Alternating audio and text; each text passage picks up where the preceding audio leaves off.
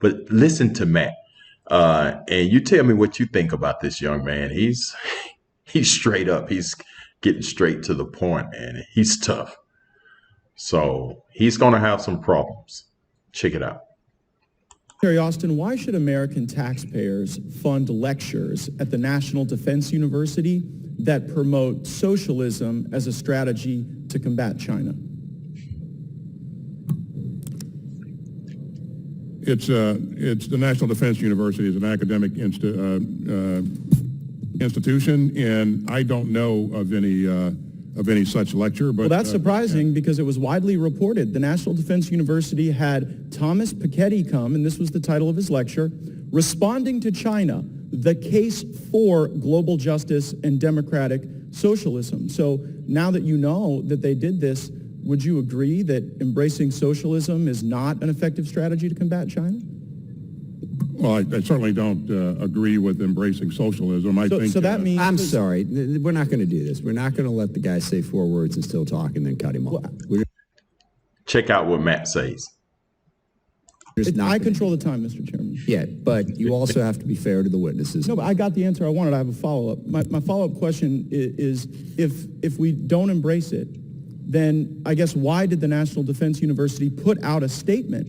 Again, this is funded by U.S. taxpayers, saying in this talk, Mr. Piketty will argue that the right answer lies in ending Western arrogance and promoting a new emancipatory and egalitarian horizon on a global scale, a new form of democratic and participatory, ecological, and post-colonial socialism. So why would we invite people we don't agree with to evangelize views and values that we don't share at the National Defense University when we should be learning strategy about how to combat our enemies and make assessments that are accurate? And we do learn a lot about strategy and about the military and about joint force development, and so that is our focus in these institutions.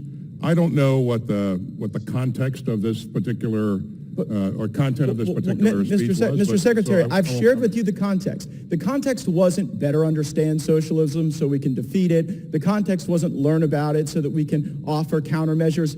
The concept was that it's time for socialism. And the reason I know that's the context is because the lecture was pulled from a book written by Thomas Piketty entitled Time for Socialism. And I just can't help but notice. And so your question was whether or not we... I control the time. Your question you guys have been blowing a lot of calls socialism lately on matters of strategy, Mr. Secretary. You guys told us that Russia couldn't lose. You told us that the Taliban couldn't immediately win. And so I guess I'm wondering, what in the $773 billion that you're requesting today is going to help you make assessments that are accurate in the face of so many blown calls?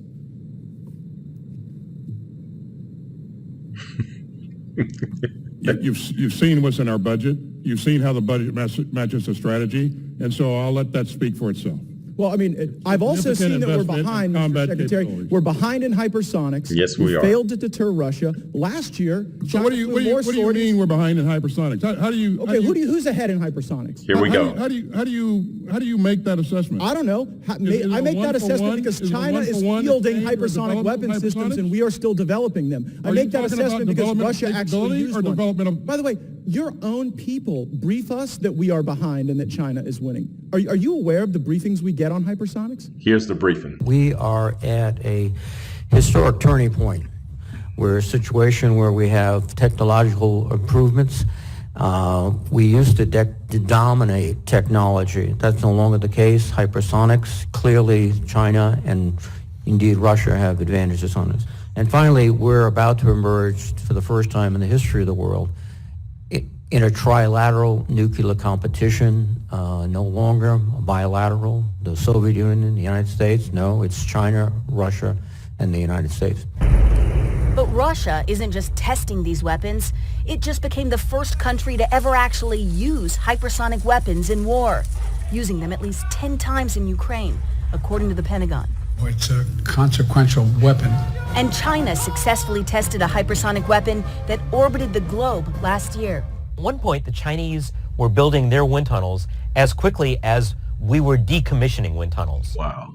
I am certainly aware of briefings that we provide to Congress. But it's not just the hypersonic. It's all over the world. It's in Taiwan, where China last year flew more sorties than ever before. It's North Korea on pace to shatter prior records, the number of missiles that they are testing. And so while everyone else in the world seems to be developing capabilities and being more strategic, we got time to embrace critical race theory at West Point, to embrace socialism at the National Defense University, to do mandatory pronoun training.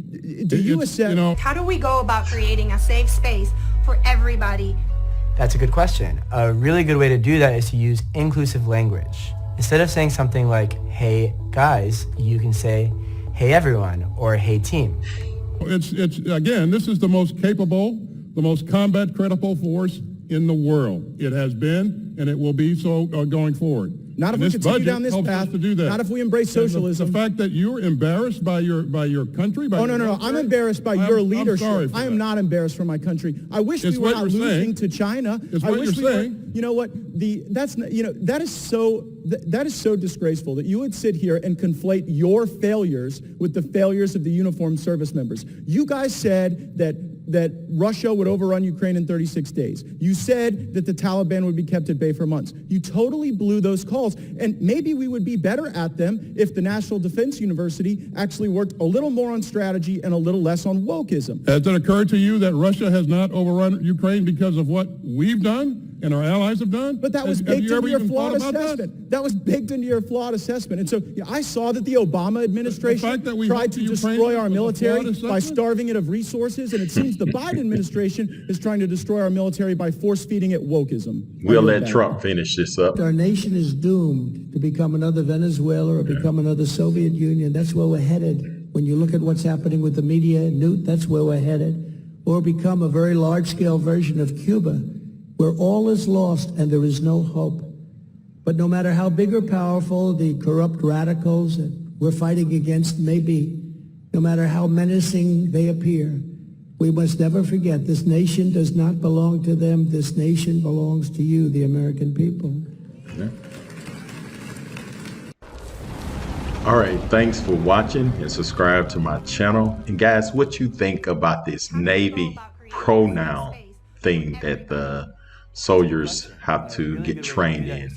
How to use the words he, she, and they, and all this other stuff. But anyway, thanks for watching.